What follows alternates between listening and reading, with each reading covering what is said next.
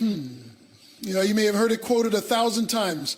Jeremiah 29:11, for I know the plans I have for you, declares the Lord, plans to prosper you and not to harm you, plans to give you hope and a future. But if you stop at the quote, you miss the context. If you just hold on to the verse without the process, you miss the power. Jeremiah 29 wasn't written to people in comfort.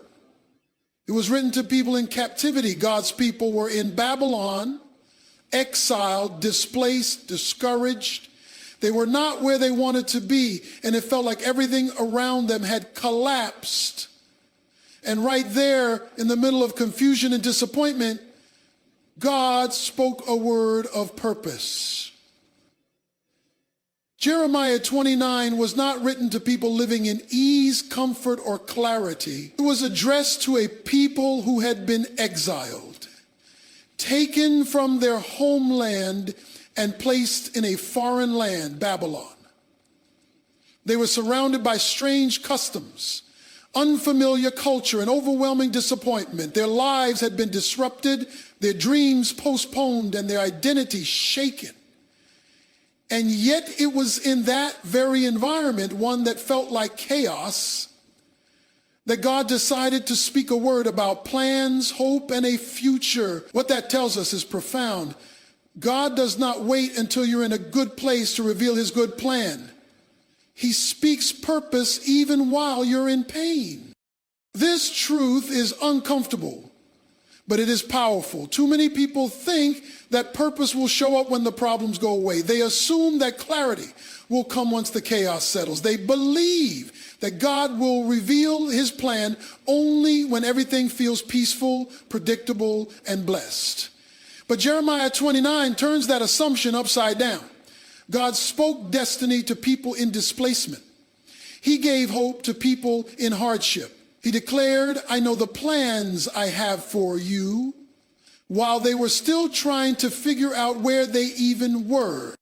That tells us something critical about God's nature. He is not bound by environment. His voice isn't muffled by circumstances.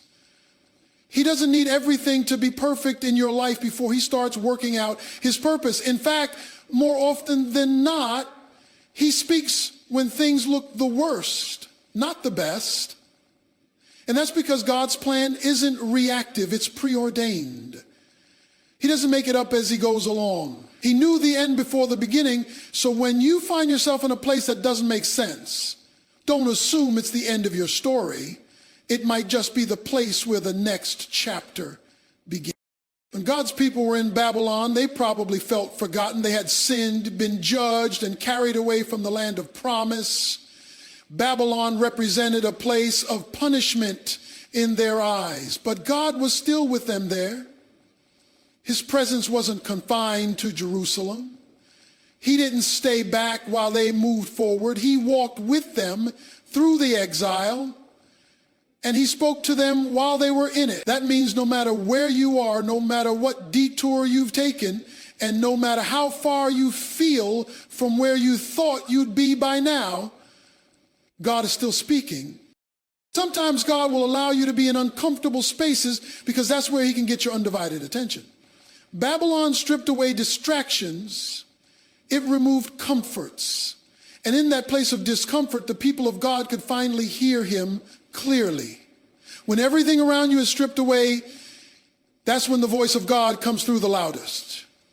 You may be asking, why here? Why now? Why like this? But those questions are often the very ones that open the door to divine revelation. We often think we need to get out of the storm before God can speak, but God speaks in the storm. We think we need to escape the fire before we see his hand, but God shows up in the fire. Babylon, exile, discomfort, these are not obstacles to God's plan. They are ingredients in the process. God doesn't sidestep your struggles, he works through them. That's why Jeremiah 29 is so profound. God doesn't tell his people, I'm done with you. He tells them, I still have a plan for you. You may be in a season where things don't make sense. Life doesn't look how you expected. The path you're walking doesn't feel familiar, but let me remind you, your current condition does not cancel God's eternal plan. He's still God in Babylon. He's still good when things feel bad. He's still working even when you can't see the evidence. God's plan is not dependent on your situation being perfect. He speaks in pain. He moves in mess. He builds in brokenness. This is why you can have confidence even in difficult seasons. Not because the season feels good, but because you know God is still in control. He's not confused. He's not surprised. He didn't lose track of you. He knows exactly where you are, exactly what you're going through, and exactly what he's doing with your life. Jeremiah 29 reveals that God's plan is not fragile. It doesn't fall apart when your world shakes. It stands strong even when you feel weak. And if he can speak a promise to a people in exile, he can certainly speak purpose to you in whatever you're going through. God speaks in unexpected places. So stop waiting for the perfect season to hear from him. Start listening right where you are. That Babylon you're in, the confusion, the hardship, the delay, it might be the very platform God is using to reveal his greatest work in you. When we read Jeremiah 29, especially in the context of exile, it becomes clear that God's plan is not confined to specific geography. His purpose is not bound by the location of his people, nor is it limited to comfortable surroundings. In verse 7, God gives a surprising instruction to the exiles. Seek the peace and prosperity of the city to which I have carried you into exile. Pray to the Lord for it, because if it prospers, you too will prosper. This statement alone is revolutionary. It tells us that where you are is not a mistake, even if it's not where you wanted to be. God can bless you right there in the middle of unfamiliar territory. The Israelites were in Babylon, a place that represented defeat, displacement, and discomfort. They weren't in Jerusalem, the holy city, the place of worship, the land of promise. They were in the hands of a foreign king, surrounded by a culture that did not worship their God or live by their values. Yet God didn't tell them to fight the location. He told them to settle in, to plant, build, marry, multiply, and pray for the place they were in. In essence, God was saying, I can prosper you even in a place you didn't choose. This challenges the way many people view God's provision and favor. We often assume that we have to be in the right place for God to move. That once we arrive at our dream job, our ideal city, our perfect environment, then God will start fulfilling his promises. But God doesn't wait for your environment to be perfect. He uses imperfect environments to reveal his power. He doesn't need ideal conditions to bring about divine results. The power of God is not dependent on your zip code. God can move in Babylon just like he can move in Jerusalem. So many people spend their lives waiting to get somewhere else, somewhere easier, more spiritual, more comfortable, before they believe they can see breakthrough. But God is not waiting for you to change your location. He's waiting for you to change your perspective. He wants to bless you where you are, not just where you're going. The place you're in right now, no matter how difficult, can become fertile ground for growth, maturity, and purpose if you trust God in it. We see this truth repeated throughout Scripture. Joseph was elevated in Egypt. Daniel rose to prominence in Babylon. Esther became queen in Persia. None of these were ideal environments. These were foreign lands filled with foreign customs and beliefs. And yet God used each location to position his people for influence and destiny. Why? Because your location does not limit God's intention. He can use any setting to fulfill his purpose in your life. That means the job you don't like, the neighborhood you didn't plan to live in, the school you didn't want to attend, the season that feels off course, none of it is beyond God's reach. If he allows you to be there, he has a reason for it. He may not have caused the detour, but he can certainly use it. There is no wasted place when God is involved. He knows how to extract purpose from pain, growth from disappointment, and direction from disruption. In fact, sometimes God intentionally places us in hard places to accomplish things we could never see in ease. Babylon became a training ground. It became a place of prayer, dependence, and deep spiritual transformation. The exile broke the people's pride and reoriented their hearts back to God. It wasn't where they wanted to be, but it was exactly where they needed to be for what God was doing in them. God's ability to prosper his people doesn't change based on their surroundings. That's why he could say with boldness and confidence, I know the plans I have for you. Because even in exile, his plan was intact. Even in unfamiliar territory, his hand was steady. That's the kind of God we serve, one who is not limited by the land, but who rules over every land. One who's not restricted by the system, but reigns above every system. And when you understand this, you stop resisting your placement and start trusting his purpose. You stop looking for escape and start looking for engagement. You ask, Lord, what are you doing here? What do you want to teach me in this season? How can I honor you in this place? That shift in mindset changes everything. It turns exile into opportunity. It turns discomfort into destiny. Wherever you are right now, don't assume God is waiting for you to leave in order to bless you. He may want to bless you there. He may want to grow you there.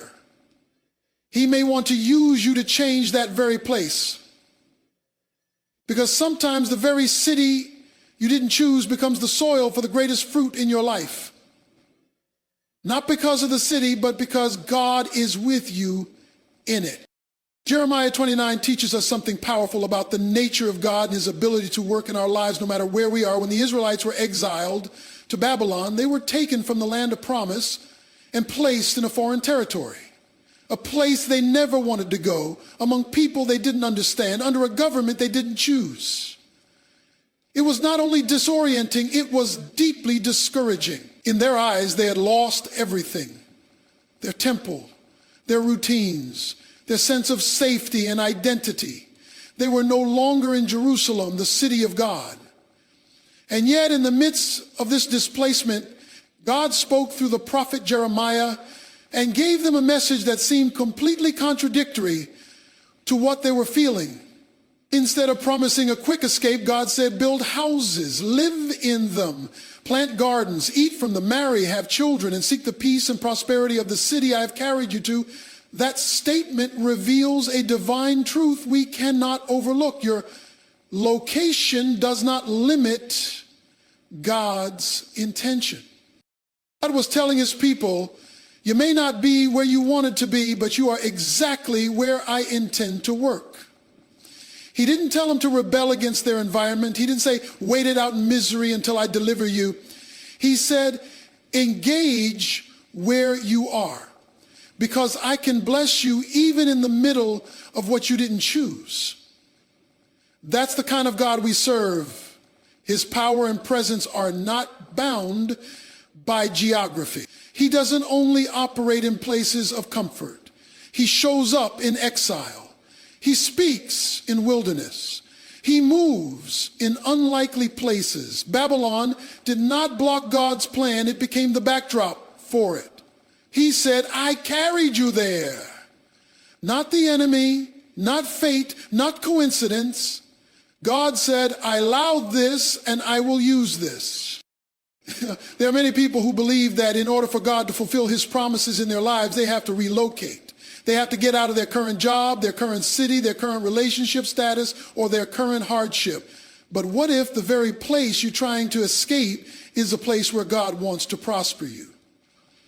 What if the discomfort you're feeling is not a sign that you're in the wrong place, but that God is stretching you for something greater right where you are? God's plan is not postponed by location. He is not waiting for you to move before he can move. He's not standing in your future. He's present in your now. This is critical because we often get so focused on changing our circumstances that we miss the opportunity to be changed in the middle of them. God didn't promise the Israelites immediate deliverance. He promised eventual restoration. In the meantime, he instructed them to seek the welfare of the place they were in. Why? Because God can use even a foreign land to develop faith. He can use a hard place to produce holiness. He can use an unfamiliar place to awaken your prayer life, deepen your trust, and shape your character. When God told them to seek the prosperity of Babylon, he was not only thinking about their survival, he was thinking about their witness. Because when you thrive in a place that should have broken you, when you bless a place that should have destroyed you, people begin to notice that something greater is at work in your life. It's one thing to be faithful in familiar territory. It's another thing entirely to be faithful in exile. That's where true spiritual maturity shows up. Not when everything is easy, but when you choose to serve, grow, and trust God, even in places that make you uncomfortable. There is no place God can't reach. There is no environment too hostile, no culture too dark, no season too barren for him to work in. Babylon may not have felt holy, but God was holy in Babylon. He wasn't waiting for them to get back to Jerusalem to speak. He spoke to them right where they were.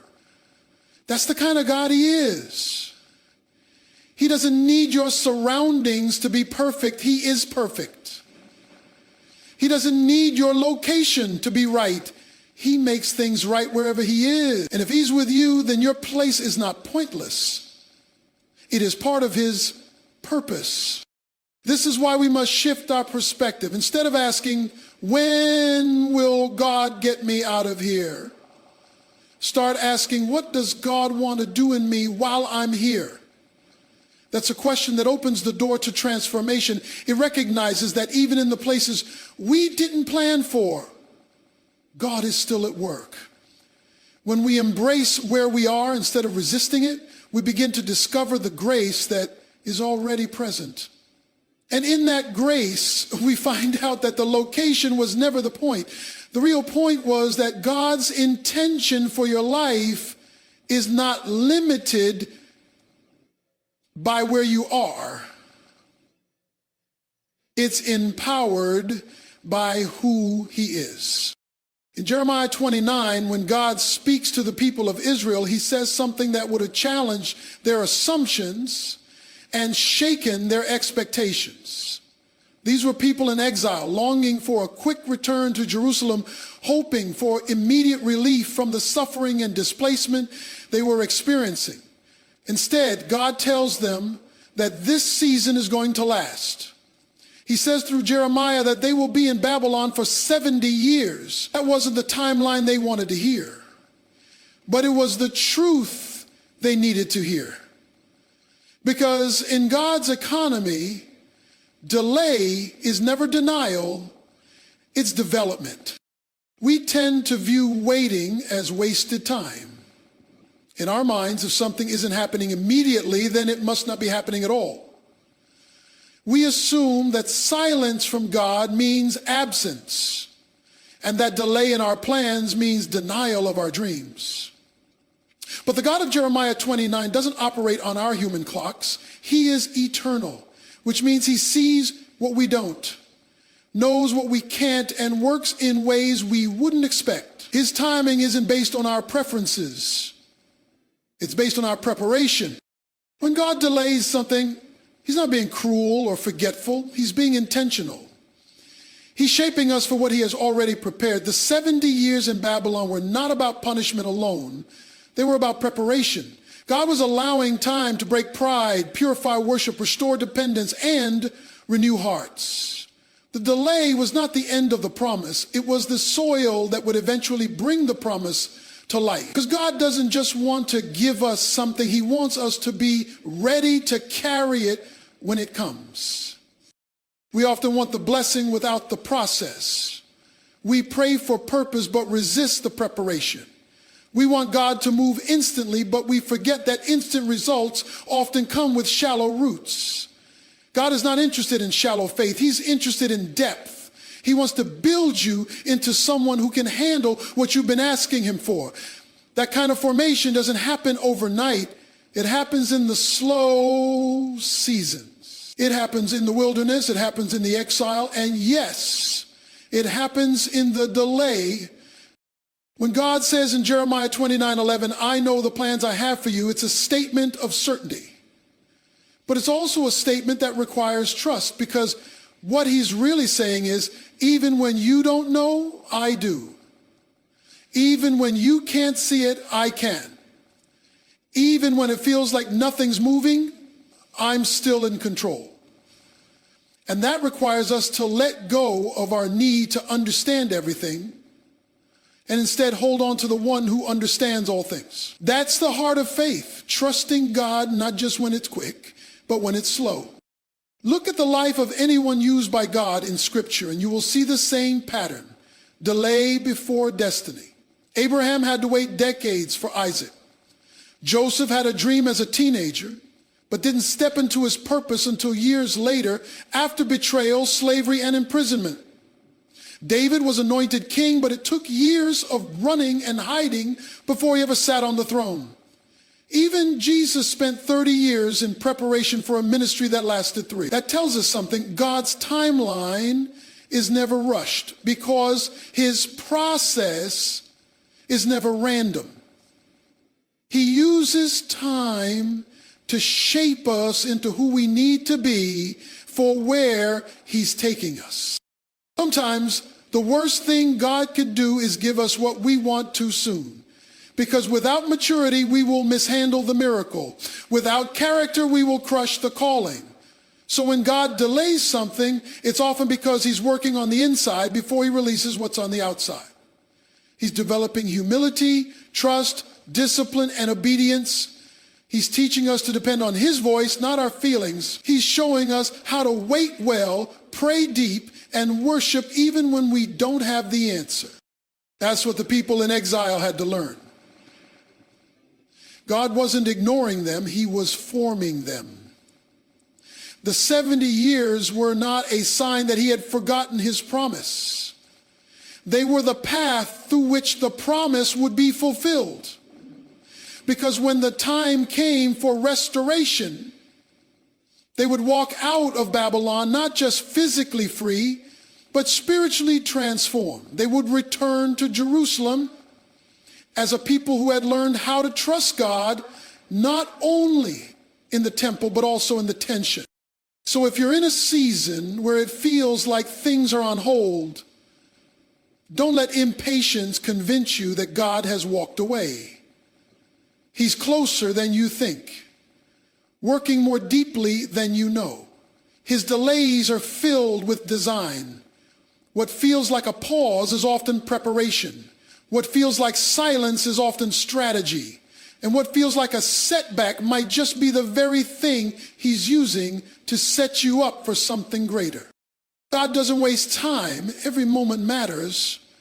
And if he has you waiting, it's because what he's preparing you for is worth the wait. In Jeremiah 29:11, God says something profound to his people. For I know the plans I have for you, declares the Lord. It is not simply a statement of comfort. It's a declaration of sovereignty. When God says, I know, he is not speculating. He is not hoping or guessing. He is speaking from a place of absolute authority and intimate knowledge. He is saying, what you can't see, I already know. What you don't understand, I've already arranged. What you fear is uncertain, I have already secured.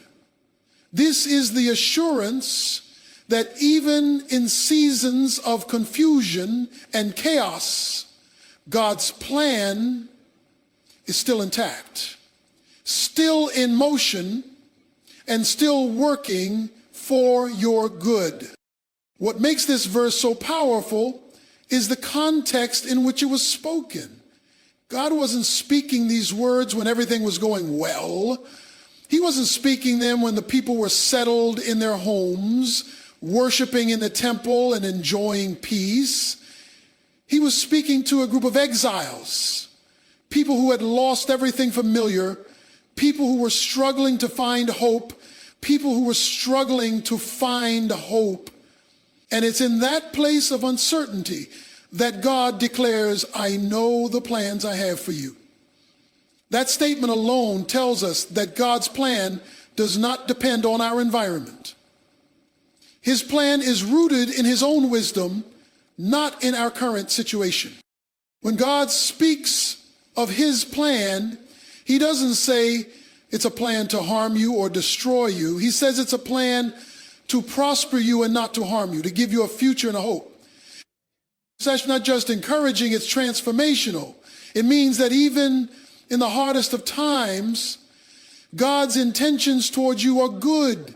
He is not setting you up for failure. He is not watching you struggle with indifference. He is actively working behind the scenes, aligning people, circumstances, and events for your ultimate benefit. You may not see it now. You may feel like things are falling apart, but to God, nothing is out of place. There's a critical difference between your current reality and God's ultimate plan. Your current reality may involve pain, loss, or confusion, but that's not the end of the story. God sees the beginning, the middle, and the end all at once. He's the author and the finisher. And in his script, even the chapters that feel broken serve a purpose in bringing about your breakthrough. God's plan includes the exile, but it doesn't end there. It leads to restoration, to purpose, to something more beautiful than you could write on your own. So many times we judge our future by our present. We assume that if things are difficult now, then they'll always be that way. But that's not how God operates. He's not limited by time, emotion, or the obstacles we face. When he says he has a plan, it's a comprehensive, unshakable, and divine blueprint for your life. He's not reacting to what's happening, he's orchestrating it. He doesn't just respond to crisis, he uses it. He doesn't just fix what's broken, he builds something better with it. This is why trust becomes the foundation of our walk with God. Trust is not believing everything will go our way. Trust is believing that God's way is better even when we don't understand it. It's standing on his word when everything around us looks uncertain. It's holding on to his promise when nothing in our situation seems to reflect it. Trust says, God, I believe you even here, even now, even in this. And when you can trust God in Babylon, you'll be ready to walk with him in Jerusalem. Because trust isn't developed in comfort. It's developed in crisis. One of the most important things we learn from Jeremiah 29 is that God's plan is personal. He says, I know the plans I have for you, not just for the nation, not just for the group, for you. That means God is thinking about your journey. He's concerned with your details.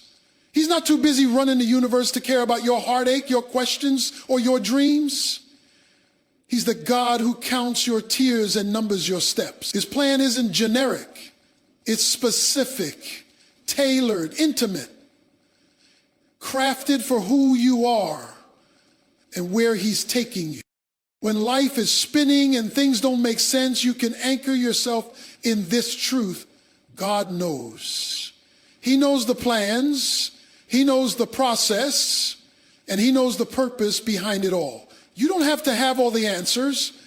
You don't have to see the whole path. You just have to walk in obedience, one step at a time, trusting that the one who knows the plan will guide you through it. And when he says it's for your good, you can believe it even when your feelings tell you otherwise. So if you find yourself in a place that feels uncertain or overwhelming, remember that your situation is not the author of your destiny. God is. And he has already written a plan for you that is filled with peace, purpose, and hope. You don't need to know the whole plan. You just need to know the planner. Because once you trust that he knows what he's doing, you can rest, even in the unknown. One of the most significant truths we see in Jeremiah 29 is the invitation God gives to his people, not just to wait for his plan, but to seek him with all their hearts. He says, then you will call on me and come and pray to me, and I will listen to you. You will seek me and find me when you seek me with all your heart. That one statement shows us something powerful.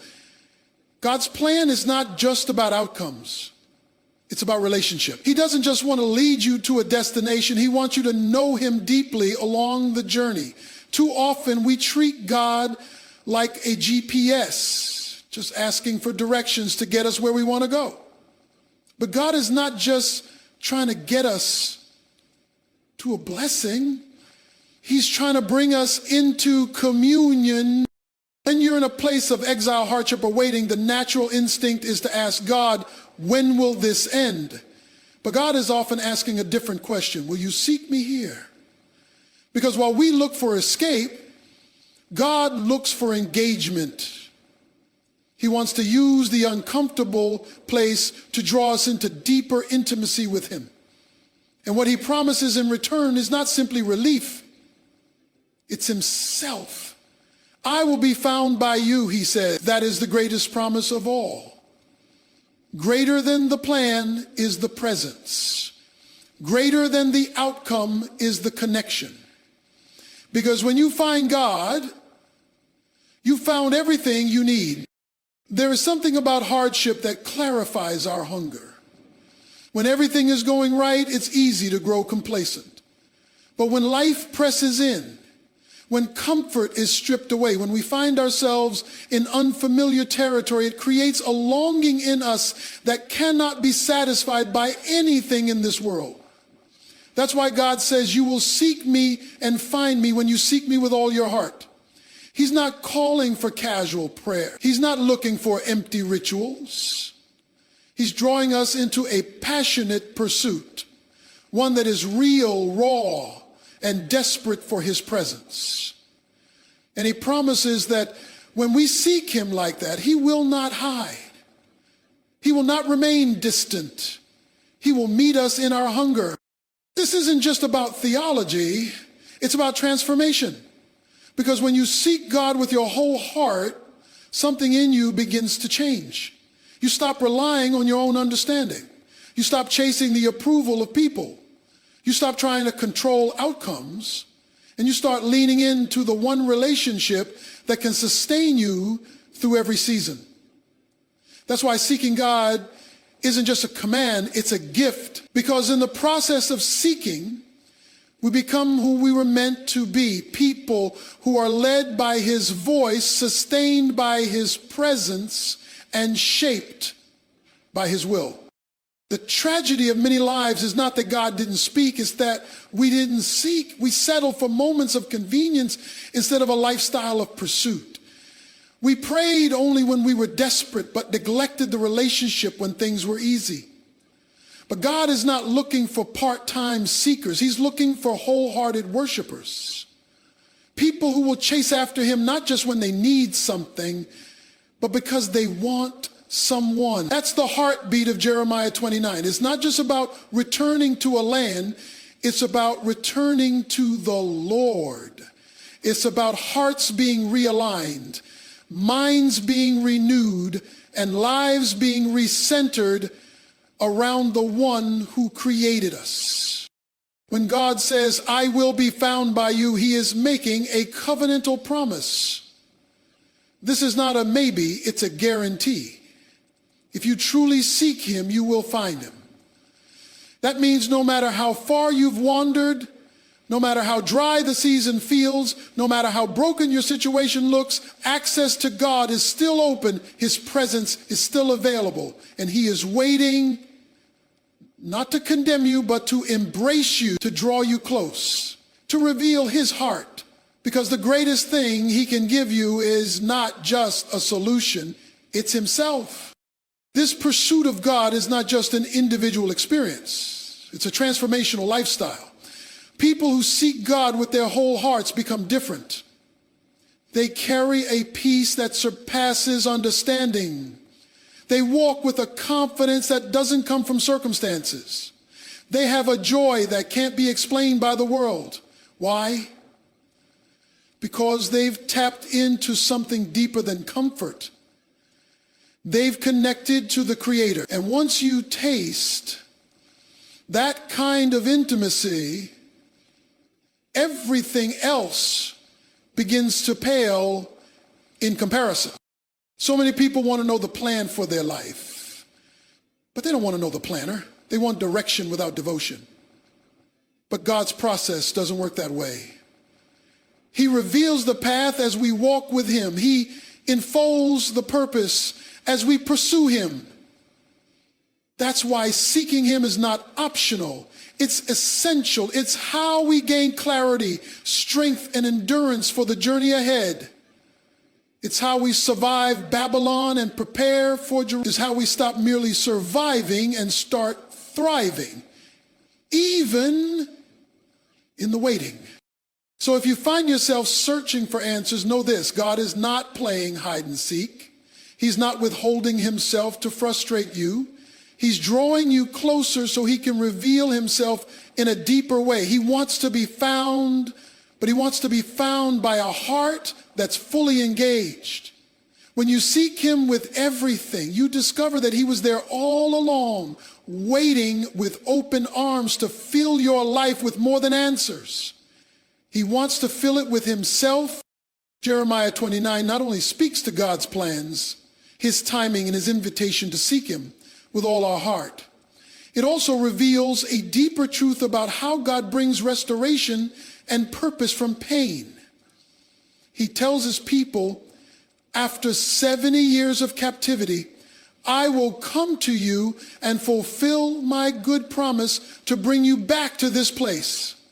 That is a promise of restoration. And what makes that powerful is not just the outcome, but the process that leads to it. God doesn't waste pain. He doesn't overlook hardship. He weaves it into something meaningful.